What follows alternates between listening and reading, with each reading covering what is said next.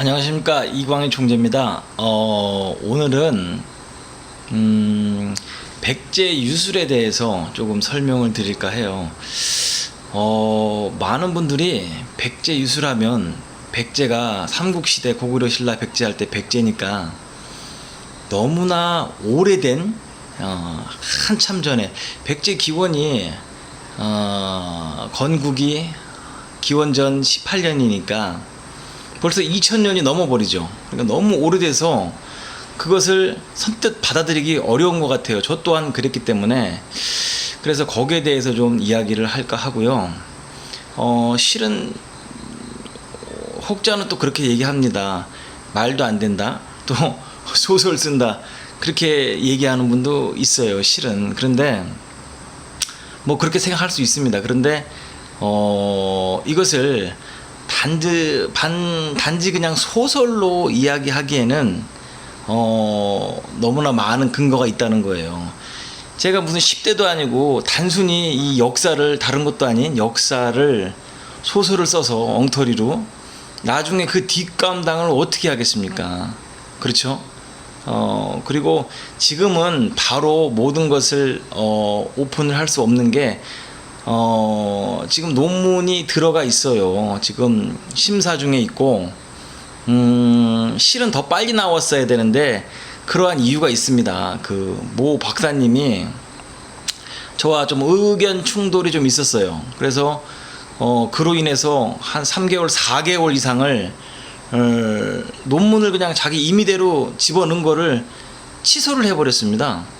그래놓고 아무 말도 안 하고 있었어요. 그거를 제가 4개월 후에 알았습니다. 4개월 후에. 그래서 그걸 제가 다시 저 혼자서 그걸 다시 추려서 집어넣어가지고 이제서야 지금 심사를 하고 있고요. 늦어도 올 11월 안에는 아마 결과가 완벽하게 나올 겁니다. 그리고 결과가 글쎄요, 뭐 통과가 되면 제가 밝히지 않아도 등재지니까 당연하게 사람들이 알게 될 거고요. 만약에 통과가 안 된다 하더라도 이것을 저 혼자 알고 있기엔 너무나 아까운 자료이기 때문에 그것을 다 100% 공개를 할 겁니다. 그리고 그때까지 정 못 기다리겠다 하시는 분은 후지와라 가문, 그러니까 일본이죠. 후지와라 가문이나 춘일씨 가문에 대해서 조금만 조사를 해보시면은 완벽하게는 아니더라도 어느 정도 가닥은 잡을 수가 있습니다. 예, 하기 때문에 거기에 대해서 좀 살펴보시면 되실 거예요. 그리고 그 나머지는 추후에 알게 되실 거기 때문에 조만간 공개가 됩니다. 그냥 아무한테도 알리지 않고 저 혼자 꼭꼭 숨겨놓고 보려고 하는 게 아닙니다, 절대. 그리고 아까 말한 것처럼 많은 근거에 의해서 그것을 이야기하고 충분히 뒷받침할 수 있는 자료가 있다는 거, 그거를 좀 알리려고 제가 영상을 찍는 거고요. 그래요. 정말 몰라서 그런 소설을 쓴다, 그렇게 얘기하는 사람들도 있어요. 왜냐면 아는 만큼 보이는 건데 자기들이 모르니까 그렇게 얘기할 수밖에 없는 거죠. 만약에 알면서도 그렇게 얘기한다면 정말 못된 사람이죠. 예. 하기 때문에 정말 들어본 적 없고 이해가 안 가니까 저 사람이 소설 쓴다, 가장 얘기하기 편한 게 바로 그겁니다. 소설 쓰고 있구나 해서 그 부분에 대해서 조금 이야기를 하려고 했던 거고요. 또 이번에 제가 논문을 집어넣으면서 이게 유사 논문 검사하는 게 있더라고요. 한국연구재단 KCI, 거기에 선행 연구한 것, 유사한 논문이 있는지 검사하는 게 있어요. 거기에 검사를 해봤더니 제로예요, 제로. 그러니까 뭐에 대해서 했냐면, 백제 멸망 이후 일본으로 백제의 무사 세력이 건너가서 거기에서 일본의 무사의 근본, 그러니까 사무라이의 시작, 시초, 여기에 대해서 논문을 썼어요. 그런데 유사 논문 검사를 한 결과 제로입니다. 그러니까 건국 이래에 여기에 대해서 누구 하나 관심을 가진 사람도 없고 여기에 손을 댄 사람이 없다는 거예요. 그 많은 학자, 그 많은 무술인 중에서. 그러니까 여지껏 아무도 알려고 하지도 않았고 알 수도 없었던 거예요. 아무도 여기에 대해서 조사한 사람이 없고 연구한 사람이 없으니. 그래서 일본 쪽을 좀 뒤져봤습니다. 일본 쪽을 뒤져봤더니 일본도 역시 마찬가지예요. 일본에 보면 딱 한 분 계세요. 한 분. 다카시 마사아키라는 분이 오사카에서 문학 박사를 받고 나중에 고베에서 명예 박사, 명예 교수죠. 명예 교수로 하다가 지금 퇴직하신 분인데, 그분 딱 한 분만 사무라이의 근원, 사무라이의 발생에 대해서 연구 조사를 하셨고, 그 외에는 그 누구도 일본도 거기에 대해서 관심을 가진 사람이 없었어요. 그분의 저서 중에 그분이 한 말씀은 보면 제가 깜짝 놀랐습니다. 일본 사람은 이게 돌직구를 안 날려요. 뭐가 있더라도 약간 빙빙 돌려서 얘기하는 그 사람들의 약간 그 국민성이 있는데, 단호하게 이야기를 하더라고요. 그 많은 국내, 여기서 국내는 일본을 얘기하는 겁니다. 국내 그 많은 학자들 중에서 사무라이 무사의 근원과 발생, 시초, 그의 전개에 대해서 연구 조사한 사람은 국내에는 오직 내가 유일하다라고 거기에 정확히 적혀 있습니다. 그 책에. 그 정도로 일본조차도 거기에서 연구를 하거나 조사한 사람이 없다는 거예요. 그만큼. 그래서 이번에 이거를 제가 연구 조사하면서 많은 부분을 새로운 부분을 알게 됐고, 이러한 것들이 무술계에 전해지면은 많은 연구조사에 단초가 돼서 더 많은 연구를 할 수 있게 될 겁니다. 아마 특히 많은 사람들이 사무라이, 무사와 사무라이는 동일하다고 생각하죠. 실은 동일했어요. 동일했는데 해안시대 약 11세기 초중반을 넘어가면서 무사와 사무라이는 별개 집단으로 치부를 합니다. 왜 그러냐면 초창기에는 똑같았습니다. 왜냐하면 그 무사의 근원이 바로 백제인이기 때문에 668년 백종강 전투 8월 27일, 28일 나당 연합군에 의해서 백제가 멸망을 하고 일본의 큐슈로 넘어가죠. 아주 큰 대이동을 합니다. 그 무장 세력들이 큐슈에서 정착을 하고 오사카, 나라, 교토까지 가면서 나중에 관동 지방까지 이동을 하죠. 세력을 뻗치는데 그게 무사 세력의 시초예요. 물론 그 전에도 무장 세력은 있었습니다. 있었어요. 당연히 수많은 전쟁도 있었고. 그런데 사무라이라고 이야기하는 것은 거기서부터 시작이에요. 거기서부터, 해이안 시대부터.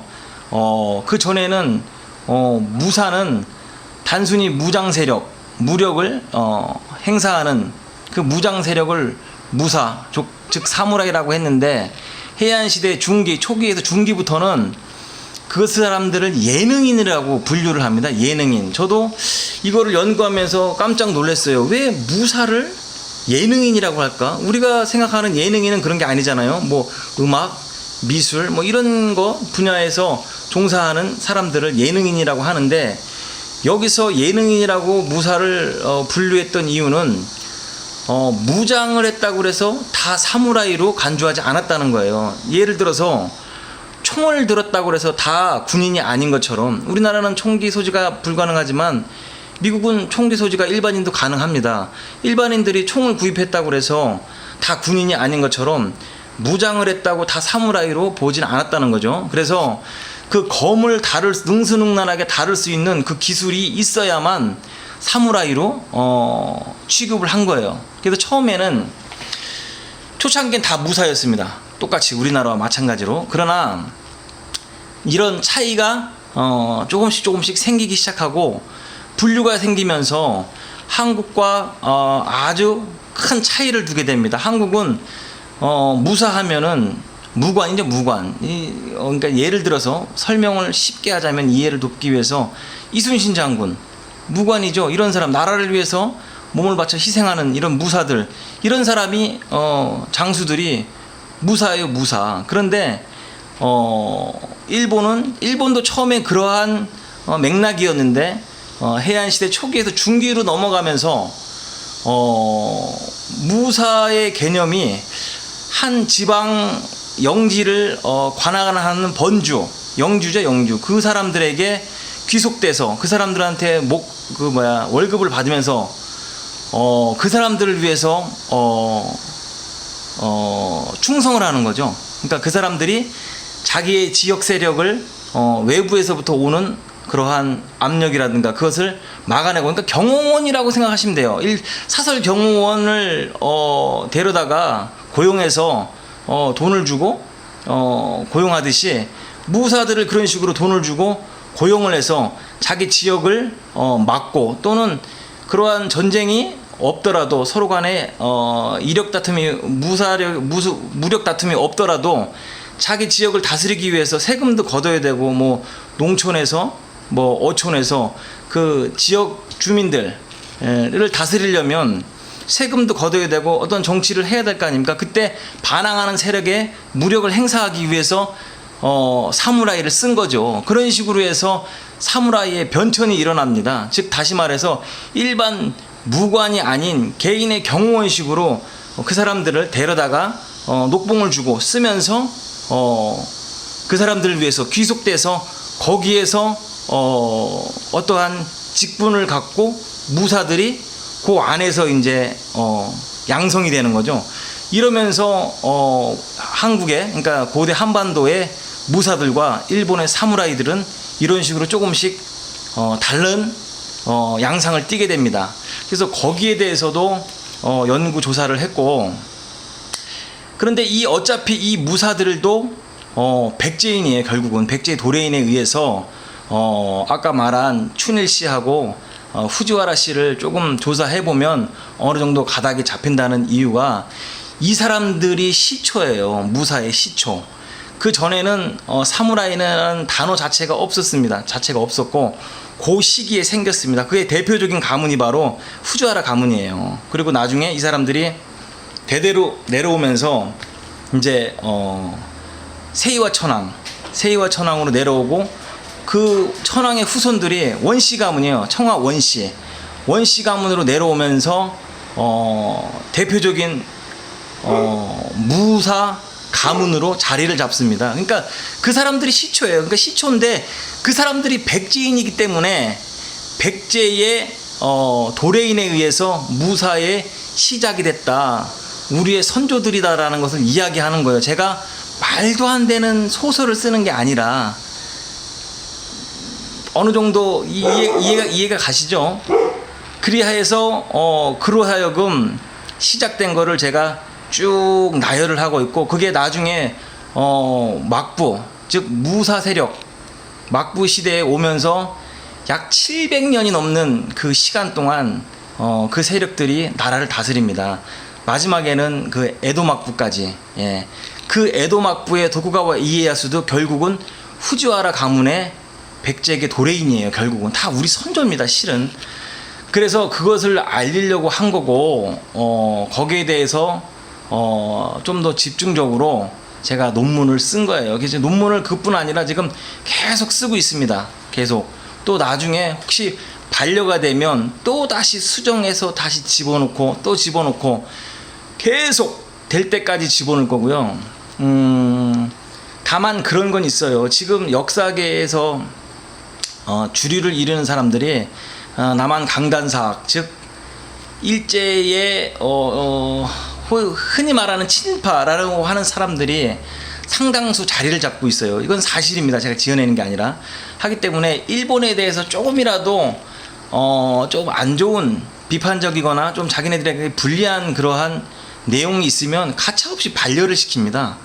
예, 반려를 시키기 때문에 그런 게 사실 조금 장벽이라고 하면 장벽인데, 어찌 됐던 저는 해보는 거예요. 끝까지 해보고 그게 통과가 안 되면 그 있는 그대로 제가 조사 연구 결과를 다 오픈할 겁니다. 다.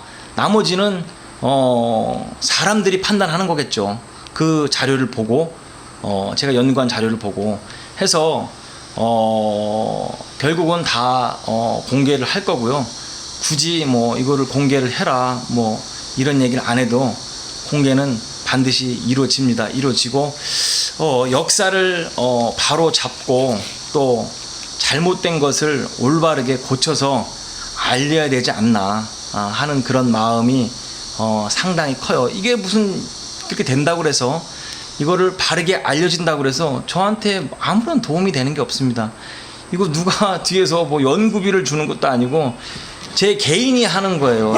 남들이 아무도 안 하기 때문에 지금 심지어는 어느 정도로 일선에서 무지하냐 하면은 이거 누구를 뭐 까기 위해서 이런 얘기를 하는 게 아니에요. 지금 사실을 얘기하는 거고 건설적인 방향으로 가기 위한 비평을 하는 겁니다. 어느 정도냐면 우리나라가 지금 현재 소위 말하는 단체장들, 일선 지도자들도 역사에 대해서 너무나 몰라요. 너무나.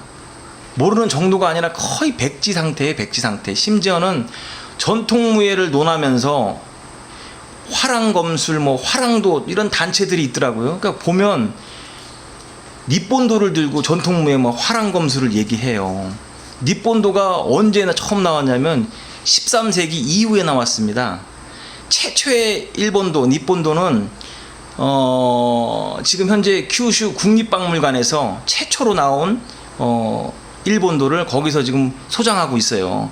큐슈 국립박물관에서 13세기면 700년이에요. 700년도 채 안 되는데 화랑도 화랑검술 뭐 신라와 화랑도가 그게 언제 때입니까? 맞지가 않아요. 연대가. 그러니까 그걸 몰라서 그런 거예요. 그 사람들이 일부러 그런 게 아니라 심지어는 칠지도를 가지고 막 무예 시연을 하시는 분들도 있어요. 그 정도로 모르니까. 칠지도가 뭡니까? 칠지도가 백제의 왕자가 일본의 그러니까 외의 왕에게 보내는 하사품이에요. 그거는 상징적인 물건이지 전투에서 실제로 그걸 가지고 싸우는 물건이 아닌데 그걸 가지고 실제 무술 시연을 하더라는 거예요. 왜? 모르니까 그래. 모르니까. 어쩔 수 없어요. 모르면. 뭐 모르는 게 죄는 아니잖아요. 그죠? 그렇기 때문에 지금 그 정도의 우리나라가 역사 인식이 그것도 일반인이면은 그럴 수 있죠. 일반인은. 근데 무술을 업으로 하고 그것을 밥을 먹고 있는 사람들이 그 정도라는 거예요. 그래서 이러한 것들이 좀 많이 좀 개선이 돼야 되고 달라져야 된다라는 것을 저는 목소리를 높이는 거고, 어떤 분이 뭐 어줍지 주워 들은 거라고 하는데 이것은 해보시면 알지만 어둡지 주워 들어 갖고 될 일이 아닙니다. 어느 정도 공부를 안 하면 안 돼요.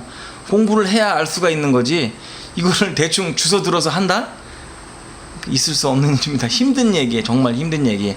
그래서 자꾸 저는 그래요. 저도 독서를 많이 합니다. 그러나 제가 하는 이야기는 없는 얘기를 지어서 하는 게 아니라 지금 우리나라의 무술계에 있는 폐단, 잘못된 거, 고쳐야 하는 점, 현 실정에 대해서 신랄하게 이야기를 하는 것이지 어떤 사람들처럼 없는 거를 만들어가면서 사람을 매도하는 게 절대 아니에요. 그거는 아무런 건설적인 방향으로 나갈 수도 없을 뿐더러 그 범죄예요. 범죄. 예. 그 사람을 욕보이는 거기 때문에 아무튼 얘기를 하다 보면 자꾸 저도 모르게 이렇게 짜증이 좀 나요. 짜증이 나서 되도록이면 웃으면서 또는 아예 아니면 이걸 안 찍든가 그러려고 하는데 자꾸 뭐 소설을 쓴다, 어둡지 않게 주워 들은 얘기다, 뭐 말도 안 된다 이런 얘기를 자꾸 하니까 그래서 제가 찍습니다. 그래서 아무튼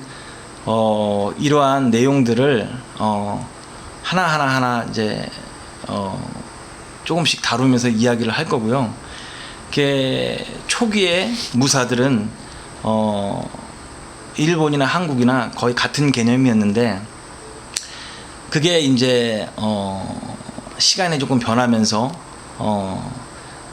사무라이들 또 한국의 무사와 일본의 사무라이가 어느 정도의 그 뜻과 개념이 조금씩 변했다는 거, 그게 가장 큰 중점적인 거고, 그 모든 뿌리는 백제인에 의해서 이루어졌다는 거, 그게 가장 큰 핵심입니다. 그래서 그런 것을 이야기하고 싶었던 거고요.